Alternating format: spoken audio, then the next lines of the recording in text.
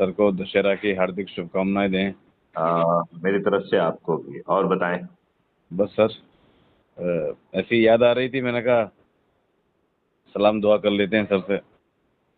नहीं, ये आपने अच्छा किया, क्योंकि जब हम वार्तालाप करते हैं तभी कुछ संभव हो पाता है। जी जी सर। तो जब तक अपन वार्तालाप नहीं करेंगे तब तक तो कुछ भी संभव नहीं है कि नहीं? जी जी सर, जी सर। तो और उस दिन तो एक्चुअल में प्रोग्राम में तो बड़ा बिजी वो था, तो सही तरीके से बातचीत हो भी नहीं पाई। और मैं सर, आपका नेचर मुझे बहुत अच्छा लगा सर। मैंने चाचा से भी बोला हमने कि सर बहुत ही और एक अच्छी सोच रख के देश को कैसे आगे बढ़ाया जाए, वो सोच पहली बार किसी इंसान के अंदर देखी। देखो, आपके चाचा की जो सोच है, योगेंद्र भदौरिया की, जी जी। वो बहुत सीमित सोच है। और वो हमेशा राजनीति के टर्म में सोचते हैं, क्योंकि वो राजनीति के कीड़े हैं। राजनीति की उनकी ब्रेड एंड बटर जैसी बन गई। जी जी जी जी। एक बदलाव की सोच और चिंतन मुझे नहीं लगता है कि उनकी सोच का हिस्सा है। मैंने ये बात कही थी हमने कि जैसे वो होता है ना कि किसी आदमी से जब कोई मिलता है तो इन्फ्लुएंस सिस्टम जो दिखाई देते हैं ना। हम्म। तो मैंने कहा उन्हें कि चाचा यानी एक्चुअल में इनके अंदर हमें जो चीज़ लगी, हम्म।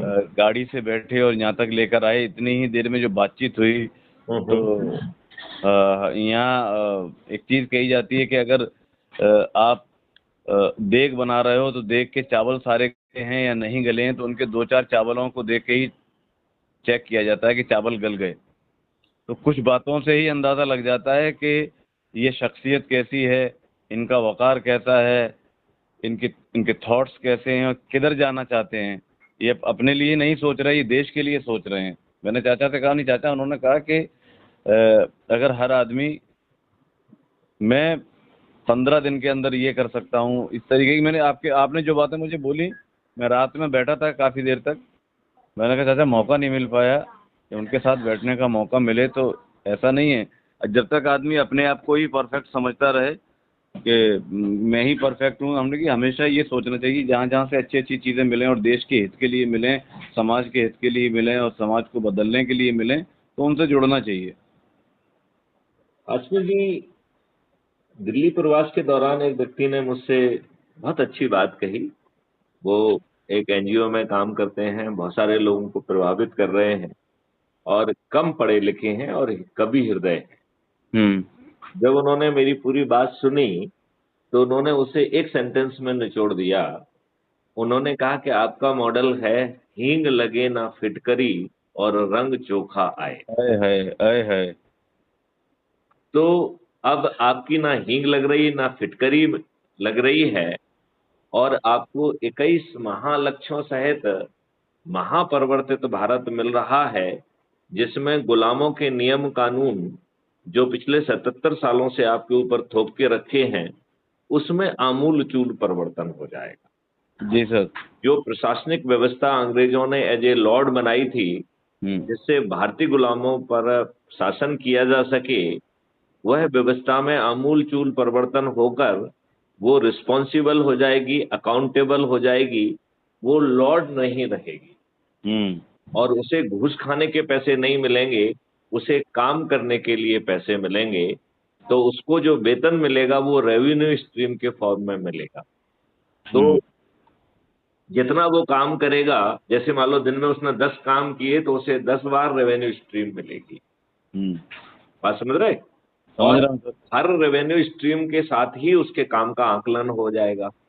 तो फिर उसकी एसीआर कोई नहीं लिखेगा, राइट?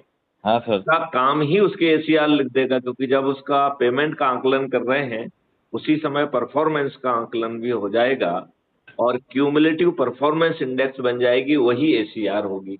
हम्म। तो आज एक शासकीय कर्मचारी, एसीआर के नाम पर उसे दबाया जाता है, और वो अपनी आधी नौकरी या 80% एनर्जी केवल लोगों को साधने में ही खर्च कर देता है। हम्म। अब आप ये बताइए, तो प्रशासनिक व्यवस्था में आमूल चूल परिवर्तन हो जाएगा। हाँ सर। आपको जो है अपनी रिपोर्ट लिखाने के लिए थाना नहीं जाना पड़ेगा। हम्म। झूठी रिपोर्ट करने वाला, झूठी गवाही देने वाला ऑफेंस ऑफ पर्जरी करेगा, जो कि एक बहुत ही संगीन अपराध होगा, ऐसा अपराध करने वाला जेल में सड़ जाएगा। आज एक भी ये भी प्रॉब्लम है कि कोई भी किसी के विरुद्ध झूठा मुकदमा कायम करा देता है और फिर जो है उसमें झूठे नाम लिखा देता है। पुलिस जो है ना इससे भी लेती है, उससे भी लेती है, आदमी उसी व्यवस्था में सड़गल जाता है। बिल्कुल ये सही हो रहा है कहा। कि नहीं हो रहा? हो रहा है सर। अब फिर ये आप तो ये देखिए, पुलिस जो है ठीक ढंग से विवेचना नहीं करती है, उसकी पूरी एनर्जी होती है कि पैसे कैसे बनाए जाएं। जी सर।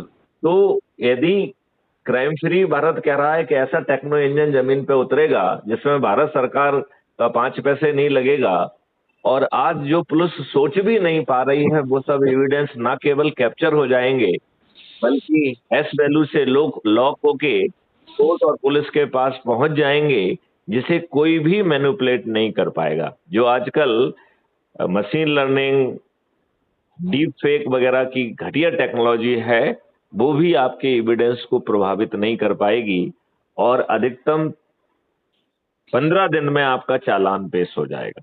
अब फिर आप तो कोर्ट से जुड़े हुए स्वयं वकील हैं, आपको मालूम है कि आज जो है एक कोई भी मुकदमा फंसता है तो वो बरसों बरस चलता है और आदमी जो है उसमें पिस जाता है। कोर्ट कचहरी और वकीलों के चक्कर लगाते और उनको फीस देते देते वो एकदम बर्बाद हो जाता है। ये बात सही है कि नहीं है? बिल्कुल सही कह रहे हैं सर, बिल्कुल सही कर रहे हैं। आप बताइए, क्राइम फ्री भारत कह रहा है कि आपको किसी कोर्ट कचहरी में नहीं जाना होगा, distributed video based trial system के माध्यम से आपको अधिकतम 30 दिन में न्याय मिल जाएगा। अधिकतम 30 दिन। और न्याय मिलेगा, जजमेंट नहीं मिलेगा, तो इसके लिए व्यवस्था की गई है कि अपील 2 तरीके की होगी, अपील अगेंस्ट द जजमेंट और अपील अगेंस्ट द जज। यदि आप अपील अगेंस्ट जज प्रेफर कर रहे हैं तो इनडायरेक्टली आप जज के ऊपर आरोप लगा रहे हैं कि उसने आपको न्याय नहीं दिया, एविडेंस को ओवरलुक किया है। तो जो अपील अगेंस्ट जज होगी, उसमें जज महोदय जिन्होंने निर्णय दिया है उन्हें कटघरे में खड़ा होना होगा और अपने जजमेंट को डिफेंड करना होगा। और यदि वो अपने जजमेंट को डिफेंड नहीं कर पाते हैं तो वो डी पैनल हो जाएंगे, मतलब वो जज नहीं रहेंगे और उन्हें लाखों में हर्जाना देना होगा। तो आप तो रोज कोर्ट में देखते हैं कि जज महोदय कितने लॉर्डशिप से भरे हुए हैं, उनका अहंकार बिल्कुल देखने बनता है। वो सब न्याय देने के लिए बेबस हो जाएंगे कि नहीं हो जाएंगे? बिल्कुल हो जाएंगे सर। यानी ये वाली बात तो करीब करीब आज से 4-5 साल पहले हमारे यहाँ सुप्रीम कोर्ट बार एसोसिएशन में एक प्रोग्राम हुआ था। हमने ये कहा कि हमने कि आजकल व्यवस्थाएं जो चल रही हैं कि एक जजमेंट आई थी, यानी उसमें ये हो रहा था कि अगर इन्वेस्टिगेशन, यानी कि अगर कोई एक्विटल हो रहा है, प्री एक्विटल हो रहा है, तो उस एक्विटल में इन्वेस्टिगेशन ऑफिसर के अगेंस्ट भी यानी कार्रवाई होनी चाहिए और ये होना चाहिए, डेफामेशन का सूट फाइल होना चाहिए, फलाना होना चाहिए। आप बिल्कुल ठीक कह रहे हैं। तो जो झूठी गवाही देने वाला है उसको थोड़ा सा और ऐड कर दिया जाए कि फर्जी इन्वेस्टिगेशन करना, झूठा इन्वेस्टिगेशन करने वाला भी परजरी के ऑफेंस जैसा ही एक गंभीर अपराध और भी बना दिया जाएगा। तो पुलिस भी इन्वेस्टिगेशन के दौरान जो फंसाने और फंसना का काम करती है वो सब नहीं कर पाएगी। मतलब ना जज गड़बड़ कर पाए। देखो इसमें सभी की गड़बड़ी रोकी जा रही है, राइट? ना गवाह, देखो, ना रिपोर्ट करने वाला गड़बड़ी करने की स्थिति में है, ना गवाही देने वाला गड़बड़ी की स्थिति में है, ना पुलिस गड़बड़ी की स्थिति में है, ना वकील यदि जो है उसके नॉलेज में कोई तथ्य है और उससे वो बचाने का धंधा नहीं है, आपको न्याय दिलाने का धंधा है। तो एक तो जो वकील अपना धंधा मान रहा है कि जिससे पैसे मिल रहा है उसको झूठा मूठा जो है ना बचा के बाहर निकाल ले जाए, ये वकील का प्रोफेशन नहीं है। वकील का प्रोफेशन ये है कि यदि वो व्यक्ति फंसा हुआ है और उसको झूठा फंसाया गया है तो उसका एक्विटल हो। तो वकील का जो प्रोफेशन है वो न्याय दिलाने का हो जाना चाहिए। और हम तो कह रहे हैं कि वो पैनल से सिलेक्ट होगा, चाहे डिफेंस का लॉयर हो या प्रोसिक्यूशन का लॉयर हो, उसकी फीस क्राइम फ्री भारत देगा। मतलब मुवक्किल को फीस ही नहीं देना होगी तो आपके उसके प्रति अकाउंटेबिलिटी नहीं रहेगी। मतलब उसको सिस्टम जो है ना एक वकील दे रहा है जिससे वो उसका पक्ष आ जाए। मतलब उसने क्राइम करते हुए, अपराध करते हुए वो एक्विट हो जाए, ये मंशा किसी की नहीं होना चाहिए। वकील का लाइसेंस जो है ना, वकील का प्रैक्टिसिंग लाइसेंस कैंसिल हो जाएगा यदि वो पकड़ा गया कि उसने तथ्यों को जानबूझ कर तोड़ मड़ोड़ के लाभ दिलाने की कोशिश की है। इतना सिद्ध होने पर यह भी एक अपराध बन जाएगा। वकील महोदय को जो है लाखों में हर्जाना देना पड़ेगा और लाइसेंस कैंसिल हो जाएगा। तो वकील जो आज गड़बड़ी कर रहे हैं, बहुत सारे केसेस के लिए तो वकील जिम्मेवार हैं, जो कहते हैं हम ऐसा करा देंगे, हम ऐसा करा देंगे, और हमने तो सेट कर लिया है। जो बात आपने भी कही थी, हाँ, मैं उस दिन यही बात आपसे जो कह रहा था, आगे बात पूरी कंप्लीट नहीं हो पाई थी। अगर आगे टॉपिक सर अगर जाता है ना, तो बात ये चल रही थी, मैंने कहा जब बार काउंसिल किसी लॉयर का लाइसेंस नहीं। अरे छोड़ो बार काउंसिल, कोई काउंसिल वाउंसिल नहीं है। कानून में जो है ना प्रावधान करो ना। बार काउंसिल को भी शेर क्यों बनाना है? नहीं, मैं सर, मुझे 2 मिनट बोल लेना, मेरी सुन लें। हाँ। मेरा कहने का मतलब, जब ये प्रोग्राम चल रहा था, मैंने कहा नहीं, डर, एक कानून के नाम का डर जो होगा ना, तब आदमी भयभीत होगा। आज जुडिशरी के ऊपर कोई डर है नहीं। इनके जजमेंट को अपील कर दो।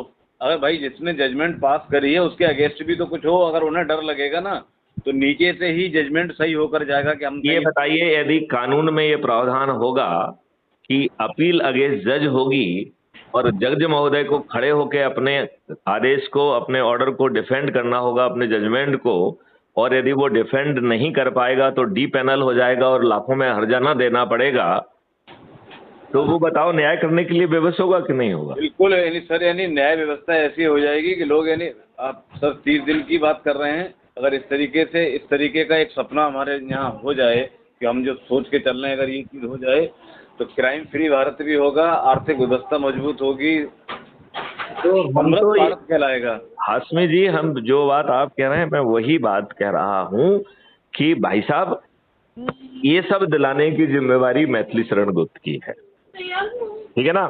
हम आपके दिमाग को तकलीफ नहीं देंगे, हमने अपने दिमाग में बहुत तकलीफ कर ली है, ठीक है ना? और जो एक्सपर्ट हैं, जो यदि वो कुछ कंट्रीब्यूट करना चाहते हैं तो उन्हें टास्क फोर्स का हिस्सा बनाया जाता है, नॉट एज ए कॉमनर। वो अपनी बात जो है ना टास्क फोर्स के बतौर रखें और उसमें विचार हो, उस पर मंथन हो, और जो जो अच्छी चीजें आती जाए उन्हें अपन अडॉप्ट करते जाएं। बिल्कुल सर। अंगीकार करते जाएं, उन्हें स्वीकार करते जाएं। बिल्कुल सर। तो जो मॉडल है वो एनरिच होता जाएगा। मैंने आपके बारे में सर यही कहा था। जैसे मैं आपको बताऊं, इनिशियल स्टेज पे जब अरविंद केजरीवाल ने ये सारा सब कुछ किया था, मैं इनके बहुत क्लोज था, फैमिली में आना जाना। अरविंद केजरीवाल एक छोटी सी सोच लेके निकला था। आप ये बताओ, 2011 में लोक अदालत एक्ट पास हो गया था, 3 साल उसे यूपीए ने कचड़े में डाल के रखा। फिर इसके बाद मोदी जी की सरकार आई, उन्होंने पूरे 5 साल जो है ना इसे कचड़े के डब्बे में डाल के रखा।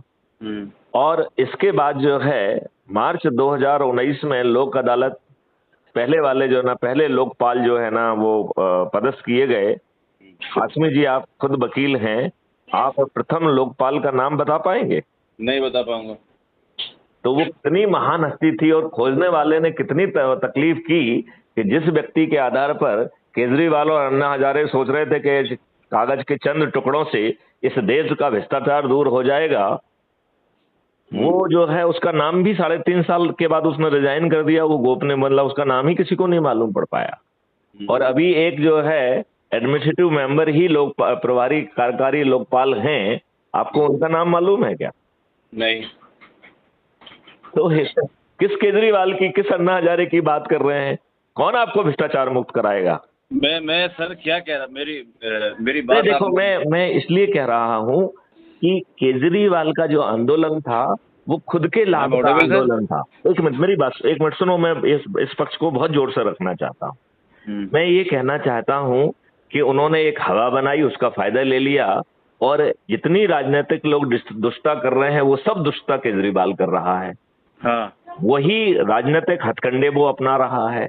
बिल्कुल। तो जो राजनीतिक दृष्टिकोण, राजनीतिक हथकंडे बनाएगा, वो जो है ना इस देश में परिवर्तन नहीं ला पाएगा। नहीं, बिल्कुल सही बात है। तो मैं ये छोटी सी बात कह रहा था कि केजरीवाल ने, देखा जाए तो हम जैसे कि जो इतनी बड़ी सोच है उसको इसने देखा जाए तो बहुत जोर से हानि पहुंचाई है, क्योंकि कहते हैं दूध का जला छाछ को फूक फूक के पीता है। तो अब जो है हर कोई जो है ना केजरीवाल का नाम लेके कोई भी नई बात, कोई भी नया जो है ना वो आता है एक्सपेरिमेंट, कोई नई बात करता है तो लोग बाग उसे संदेह की नजर से देखते हैं। हाँ सर। ये एक बड़ा नुकसान जो है केजरीवाल ने किया। उसको जो भी गोरख धंधे करना हो करता रहे, लेकिन वो किसी अन्य राजनेताओं से बिल्कुल भी भिन्न नहीं है। वो उतना ही घटिया है। उन्हीं सब आकलन पर जो है ना वो भी जो है ना लोगों को सिलेक्ट कर रहा है, वही जाति के आधार पर, वही धर्म के आधार पर, वही फ्रीबी के आधार पर, वही सब घटिया चीजों के तहत। तो वो आपको अच्छा भारत कैसे दे पाएगा? नहीं दे पाया सर। नहीं can't be change in India नहीं रिगार्डिंग दिस थॉट्स। सर मैं तो यही कहूँगा कि नहीं, जिस आदमी के थॉट्स ही हर मोमेंट पे चेंज होते रहे, सिर्फ अपनी उसकी लालच देखो देखो, थॉट कभी स्टैटिक नहीं होना चाहिए। जानते क्यों? मैं उसका रीजन बता रहा हूँ। प्रकृति में कोई भी चीज स्टैटिक नहीं है, उसका एवोल्यूशन हो रहा है। हाँ राइट। तो जो थॉट का एवोल्यूशन होना चाहिए, थॉट का दुष्टीकरण नहीं होना चाहिए। अभी ये थॉट दुष्ट वाले थॉट है। ये जो स्टैंड चेंज कर रहे हैं वो अपने लाभ के लिए राजनीतिक स्टेटमेंट है। वो उनके थॉट का एवोल्यूशन नहीं। सर आपका दिल्ली आना कब हो रहा है फिर? मैं तो जब आप कोई आयोजन रखेंगे तो आ जाऊंगा। अब तो बस ये नहीं है कि देखो, मैं एक छोटी सी बात कह दूं, फोन पर ही अपन इस बात को कर सकते हैं। मैथिली शरण गुप्त बहुत छोटी सी बात कह रहे हैं कि हमने 21 महालक्ष्यों के साथ महापरिवर्तित भारत जो है जमीन पे उतारने का एक संकल्प लिया हुआ है। राइट। तो आप यदि किसी भी सोशल मीडिया पे जाएंगे, जैसे आप crime free Bharat YouTube channel पे जाके उसे सब्सक्राइब करिए। ठीक है। तो उसमें आपको 5,600 से भी अधिक वीडियोज मिलेंगे, बल्कि 6,500 हो गए शायद। राइट। ठीक है सर। 6,500 वीडियोज हैं जो बता रहे हैं कि ये देश 21 महालक्ष्यों के साथ और 5 मौलिक अधिकारों के साथ कैसे बदल जाएगा, और इस बदलाव में भारत सरकार का एक पैसा खर्च नहीं होगा, क्योंकि हम लोगों को एनर्जी को अलाइन करके, उन्हें ट्रेन करके उन्हें रोजगार का मौलिक अधिकार देंगे। और किसी व्यक्ति को रोजगार मांगने के लिए किसी के सामने हाथ नहीं फैलाना होगा, क्योंकि सिस्टम और जो कंपनियां इस काम के लिए बनाई जाएंगी वो आपको राष्ट्रीय संपदा के निर्माण में भेज देंगी। और जितनी राष्ट्रीय संपदा का निर्माण होगा उतनी भारत विकास निधि ऑटो जनरेट होगी। इसका मतलब है हमें संपदा के निर्माण के लिए धन की आवश्यकता नहीं है, तो हमें भारत सरकार के खजाने से एक पैसा नहीं चाहिए। उल्टा हम कह रहे हैं कि हमारे 2 मॉडल, ये एक तो जो है ना क्राइम फ्री भारत का है जो सबको धन बांट रहा है, वो जज को भी धन देगा, वो पुलिस को भी धन देगा, वो दोनों वकीलों को भी धन देगा, वो फॉरेंसिक साइंटिस्ट को भी धन देगा, वो कंप्लेनेंट को भी धन देगा, गवाहों को भी धन देगा। और जितना धन बांटेगा उसको जोड़कर 2 से मल्टीप्लाई करके अपराधी से वसूल होगा। इस मॉडल के तहत भारत सरकार के पास आज जो वो विभिन्न तरीके से पैसा कमा पा रही है, उसका 10 गुना पैसा उसके पास पहुंच जाएगा। राइट। एक दूसरा जो है ना मॉडल में, आप भ्रष्टाचार की आप बात कर रहे थे केजरीवाल की, मैं ये कह रहा हूं आज यदि हम पेपर करेंसी मुक्त इस भारत को कर दें तो किसी की औकात है कि वो भ्रष्टाचार कर ले? हाशमी जी, वकील हाशमी जी, बताइए आप मुझे, यदि पेपर करेंसी मुक्त भारत हो जाए और सब जगह डिजिटल करेंसी हो, और तो क्या कोई भ्रष्टाचार कर सकता है? नहीं हो पाएगा सर। और उसके पीछे आर्टिफिशियल इंटेलिजेंस लगी होगी जो सभी एविडेंस को कैप्चर करके बिना किसी दूसरे के जो है ना कंप्लेंट के, वो सिस्टम ही कंप्लेंट कर देगा, सिस्टम ही जो है ना गवाही दे देगा और डिटेल दे देगा, और आप 30 दिन के अंदर जेल में सड़ने के लिए पहुंच जाएंगे। तो बताओ किसी भी व्यक्ति का भ्रष्टाचार करने का रुझान बनेगा क्या? नहीं बनेगा सर।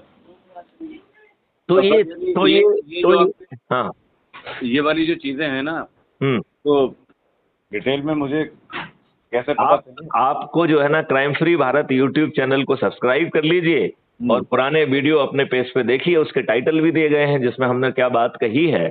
आप अपने रुचि से देखिए और जो आपको अच्छा लग रहा है उसे डाउनलोड कर लीजिए। देखिए हम क्या कह रहे हैं कि हम आपको 9 दिन में महापरिवर्तित भारत की शुरुआत कर सकते हैं, मात्र 9 दिन में। और इसके लिए आपको कुछ नहीं करना है, ना आपको पैसे देना है, ना आपको जुलूस निकालना है, ना आपको धरना देना है, ना कलेक्टर, एसपी, मंत्री, मुख्यमंत्री, प्रधानमंत्री को ज्ञापन देना है, ना कोर्ट कचहरी, हाई कोर्ट और सुप्रीम कोर्ट में कोई पिटीशन लगाना है, ना कोई पीआईएल लगाना है, जंतर मंतर पर धरना नहीं देना है, रेल रोको नहीं करना है, चक्का जाम नहीं करना है, और आपको अपना सोच नहीं बदलना है, चिंतन नहीं बदलना है, आपको अपना क्रियाकलाप भी नहीं बदलना है। और मात्र जो है, जो मैं छोटे से 4 उपाय बता रहे हैं, यदि ये सब ना करना पड़े और आपको महापरिवर्तित भारत मिल जाए, जिसमें 5 मौलिक अधिकार भी आपको मिल जाएं, जिसमें रोजगार का मौलिक अधिकार, आप टेंशन लेना तुम लोग समझ रहे हैं हाशमी जी, रोजगार का मौलिक अधिकार हो, स्वास्थ्य का मौलिक अधिकार हो, भोजन का मौलिक अधिकार हो, शिक्षा का मौलिक अधिकार हो, और प्रॉस्पेरिटी और हैप्पीनेस का मौलिक अधिकार हो। हैप्पीनेस भी है। बताओ आपको कोई चीज छूट गई क्या? नहीं, सारी चीजें आ गई इसमें तो यदि ये चीजें आपको बिना किसी कष्टसाय मिल जाए और उसके लिए आपको 4 छोटे से उपाय करना है संकल्प और शपथ के साथ, तो मिस्टर हाशमी, आप संकल्प या शपथ लेंगे? सर पक्का लूंगा। तो आप, अच्छा, नंबर 1, अब आपको करना क्या है वो 4 चीजें मैं जल्दी से बता देता हूं आपको। नंबर 1, आपको संकल्प और शपथ लेना है कि मुझे ऐसा भारत चाहिए, और किसी चीज की संकल्प नहीं है। हमें तो लोगों को यही समझ में नहीं आ रहा है कि लोग आज की दुष्ट व्यवस्था में खुश हैं, बिजी हैं। सर मैं आपके इस 5 सूत्री कार्यक्रम की दिल से, धर्म से, मन से, तन से, धन से शपथ लेता हूँ। बिल्कुल, नंबर 1। दूसरा, आपको crime free Bharat YouTube channel को सब्सक्राइब करके उसके एक वीडियो को रोज देखना है, और जो वीडियो आपको आपके दिल को छू जाए उसे डाउनलोड करना है। ठीक है। उसे डाउनलोड इसलिए करना है जिससे आप अपने लोगों को भेज पाएं, और जिनके पास आप जाएं अपने काम से, तो अपना काम खत्म करने के बाद 10 मिनट उस वीडियो को सुनने में भी लगाया जाए, और चर्चा करके यदि लोग बात सहमत होते हैं तो उन्हें संकल्प और शपथ दिलाना है। बस इतना ही करना है। ठीक है, राइट। फिर जो है, हमारे हर मैसेज में, हर वीडियो के डिस्क्रिप्शन बॉक्स में क्राइम फ्री भारत ऐप को डाउनलोड करने की लिंक दी गई है, तो उसको क्लिक करिए।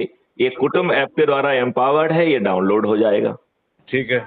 आपको अपना फोटो डालना है, आपको अपना जो है छोटा सा 2-4 लाइन लिख दीजिए अपने बारे में, जिससे आपको जो लोग दूसरे मेंबर्स देखेंगे उन्हें मालूम पड़ना चाहिए कि एडवोकेट हाशमी साहब कौन सी शख्सियत हैं। और फिर जिस एरिया में आप रहते हैं उसका एरिया पिन कोड डाल के सबमिट करेंगे, तो ये ऐप इतना पावरफुल है कि ये जो है आपका आइडेंटिटी कार्ड उसी समय ऑटो जनरेट करता है। ठीक है। और ये आइडेंटिटी कार्ड आपको मैथिलीशरण गुप्त से प्राप्त नहीं करना है। आप अपना कुटुंब ऐप खोलेंगे, उसमें क्राइम फ्री भारत में चले जाएंगे, और उसके यदि आप जो है प्रोफाइल में जाएंगे तो सबसे पहले आपका आइडेंटिटी कार्ड मिलेगा। उस आइडेंटिटी कार्ड को डाउनलोड करने के लिए नीचे एक 4थे नंबर पे लिंक दी गई है, डाउनलोड। उसको डाउनलोड कर देंगे तो आपका आइडेंटिटी कार्ड आपकी फोटो गैलरी में सेव भी हो जाएगा। ठीक है। इसकी जो पहली लिंक है शेयर ऑन व्हाट्सएप, तो हम, अच्छा, ये आपके लिए मैसेज भी कंस्ट्रक्ट करता है ऐप, और आपकी एक लिंक ऑटो क्रिएट करता है। तो जिसको आप मैसेज शेयर करेंगे व्हाट्सएप पे, क्योंकि एक बार में आप 5 ग्रुपों को या 5 इंडिविजुअल को भेज सकते हैं, तो जितने भी ग्रुप से आप, जितने भी इंडिविजुअल से आप जुड़े हुए हैं उसको भेज दीजिए वो। ठीक है। फिर आपको 10 लोगों की सूची बनाना है जो आप जैसे ही अच्छा भारत चाहते हैं। देखिए, ना तो मैं आपकी सोच बदल रहा हूं, ना मैं आपसे ये कह रहा हूं कि यदि आप जातिगत कुछ वो है आपका स्वार्थ, तो हम उसको बदल नहीं रहे हैं। यदि आपका सांप्रदायिक कोई स्वार्थ है तो उसे भी नहीं बदल रहे हैं। यदि आपका धार्मिक स्वार्थ है तो उसे भी नहीं बदल रहे हैं। यदि आपका राजनीतिक स्वार्थ या धर्मान जो है क्या कहते हैं अंधभक्त हैं, हम उसे भी नहीं बदल रहे हैं। तो इसके बावजूद भी यदि जितना हमने आपको बताया है, ये आपको उसकी संकल्प और शपथ के साथ, यदि आप ऐसे 10 ऊर्जावान लोगों को खोजना है जो भी संकल्प और शपथ लेके इसी प्रक्रिया को दोहराएं, उनसे आपको बात करना है। यदि संभव हो तो उन्हें एक जगह इकट्ठा कर लिया जाए। फिर जो वीडियो आपकी आत्मा के नजदीक है उन्हें साथ में सुना जाए। यदि वो सहमत हैं तो संकल्प और शपथ लिया जाए। यदि वो सहमत नहीं है तो वो क्यों सहमत नहीं है उसका वीडियो बनाया जाए और मुझे टेलीग्राम ऐप पर भेज दिया जाए, तो मैं उसे crime free Bharat YouTube channel पर पब्लिश भी करूंगा और उस वीडियो में जो कंसर्न होंगे उनके जवाब भी दूंगा। यदि हम इसी प्रक्रिया को मात्र 9 दिन कर लेते हैं तो हम 100 करोड़ हो जाएंगे। फिर हम आज अपने चुने हुए नेताओं से कह रहे हैं कि भाई साहब तुम घटिया राजनीति करते रहो, हमें कोई लेना देना नहीं, राइट? तुम केवल जो है 2 काम कर दो। एक जो है मैथिली शरण गुप्त को national adviser for crime free Bharat 21 objective and 5 fundamental right बना दो और उन्हें शक्ति दे दो, जिससे कि वो इन विभिन्न विषयों पर जो काम करने वाले मनुष्य लोग हैं उनको पहचान करके टास्क फोर्स का हिस्सा बना दें। और जो मॉडल मैथिली शरण गुप्त ने, जो टेक्नोलॉजी मैथिली शरण गुप्त ने ऑलरेडी डेवलप की है, उसे सब्जेक्ट एक्सपर्ट के साथ जो है ना रिफाइन करके उसकी वीकली प्रोग्रेस भी इन चुने हुए नेताओं को दे देंगे। यदि चुने हुए नेता स्मार्ट हैं तो वो मन की बात में उसको उल्लेख करते हुए उसका लाभ भी ले सकते हैं। और ये हम 100 करोड़ यदि ये इतना कर देंगे तो ये 5 साल में जमीन पे उतर जाएगा और इन्हीं नेताओं के माध्यम से उतर जाएगा। उतर जाएगा कि नहीं उतर जाएगा? उतरेगा सर। क्या हमने उनकी संकीर्ण मानसिकता बदली? क्या नहीं बदली हमने उनकी, कुछ नहीं बदला, सब जिम्मेवारी अपने ऊपर ले ली, बस थोड़ी सी शक्ति प्राप्त कर ली। जी। अब सवाल उठता है कि यदि आज के राजनेता इतने घटिया हैं और वो आपको अच्छा भारत देना नहीं चाहते, जो 77 सालों में उन्होंने नहीं दिया है, आपको अच्छे राजनेता नहीं दिए हैं उन्होंने, यदि वो नहीं मानते हैं तो ये मॉडल उसका भी जवाब है। वो कह रहा है कि ऐसे 543 लोग जो सबसे अधिक लोगों को जोड़ेंगे उनको हम चंद्रगुप्त कहेंगे और उन चंद्रगुप्त के घर पर जो है मेंबर ऑफ पार्लियामेंट का टिकट पहुंच जाएगा। और हम 100 करोड़ लोग इस बात पे बिना ध्यान दिए कि वो चंद्रगुप्त कौन है, किस जाति का है, किस धर्म का, इससे कोई लेना देना नहीं है। वो 21 महालक्ष्यों और 5 मौलिक अधिकारों को जन जन तक पहुंचाया है और उसके प्रति कमिटेड है। तो हमें अपने लाभ के लिए उसको जो है ना हम संकल्प लेंगे, शपथ लेंगे और ईवीएम मशीन पे जाके वोट देंगे तो हमारे सभी 543 चंद्रगुप्त जीत जाएंगे कि नहीं जीत जाएंगे? जीतेंगे सर, जीतेंगे। आप ये बताओ, इन 543 चंद्रगुप्तों को क्या टिकट मांगने के लिए किसी के दरवाजे पे जाना पड़ेगा? नहीं पड़ेगा। क्या उन्हें अपने लीफलेट छपवाना पड़ेगी? क्या होर्डिंग छपवाना पड़ेगी? क्या उन्हें टीवी अखबार पे आना पड़ेगा? क्या उन्हें आपके दरवाजे पर वोट मांगने जाना पड़ेगा? क्या नहीं। तो इससे सरल और क्या हो सकता है? फिर जो आप प्रार्थना माननीय नरेंद्र मोदी जी से कर रहे हो या आज के नेताओं से कर रहे हो, उसे हम खुद पार्लियामेंट में बैठ के जमीन पे उतार देंगे। बिल्कुल सर। जब आपको 20 गुना पैसा मिल रहा है, आपके खजाने पे बाहर नहीं दे रहे हैं, और इसके बाद भी यदि आप राजनेता होते हुए अपने देशवासियों को ये महापरिवर्तित भारत नहीं देना चाहते हैं तो आप राजनेता नहीं हैं, आप महादुष्ट हैं। आप अपने लाभ से संकीर्ण राजनीति से बैठना चाहते हैं लेकिन आम जनता का भला नहीं करना चाहते हैं। अब आपने जो है ना पूरा मॉडल सुन लिया है। बताओ, इस मॉडल को यदि हम लोग अपने लाभ के लिए सिर्फ जोड़ने का काम करें और कोई क्रियाकलाप नहीं बदलें और कुछ ना करें तो ये मॉडल जो है 10वें दिन हम 100 करोड़ होंगे। इन 100 करोड़ की बात ना स्वीकार करना किसी के बस में नहीं होगा। जी सर, बिल्कुल सही कह रहे हैं सर। तो बताओ, आपको महापरिवर्तित भारत मिल जाएगा क्या? मिलेगा, अगर इस तरीके से हम लगे रहेंगे तो जरूर मिलेगा। तो 9 दिन के लिए हमें क्यों नहीं लगना चाहिए? हमें संकल्प शपथ कुछ क्यों नहीं लेना चाहिए? आपका जा क्या रहा है जो आपको इसे आजमाना नहीं चाहिए? सर मैं आज से ही लगता हूँ इससे। चलिए ठीक है। तो आप मुझे जो है व्हाट्सएप पे एक बार हेलो भेज दीजिए और मैं आपको कुछ डॉक्यूमेंट भी भेजता हूँ और आप crime free Bharat YouTube channel को सब्सक्राइब भी कर लीजिए। और हमारे मैसेज में हर जगह लिखा हुआ है कि साहब जो है ये crime free Bharat mission app को डाउनलोड करने की लिंक है, तो डाउनलोड कर लीजिए, अपना फोटो डालिए, अपने बारे में लिखिए और जहाँ रहते हैं उसका एरिया पिन कोड डालिए और फिर जो है ना ऐप को खोलकर उसके प्रोफाइल में जाकर शेयर ऑन व्हाट्सएप करके सभी को शेयर कर लीजिए और 10-10 लोगों के काम में लग जाइए। और दूसरी प्रार्थना है कि आप कहीं भी किसी भी काम से जाते हैं, पहला अपना काम श्रद्धा पूर्वक करिए, 10 मिनट इसकी बात करने के लिए भी निकालिए और उसे समझाने में अपनी एनर्जी मत लगाइए। जो आप वीडियोस देख के जो आपकी आत्मा के नजदीक होंगे उन वीडियो को साथ में पहले सुना जाए, फिर चर्चा की जाए। ठीक है सर, मैं पहले आपको व्हाट्सएप पे हाई करके भेजता हूँ चलिए चल ठीक है। जय भारत, वंदे मातरम, जय गुरु। जय हो।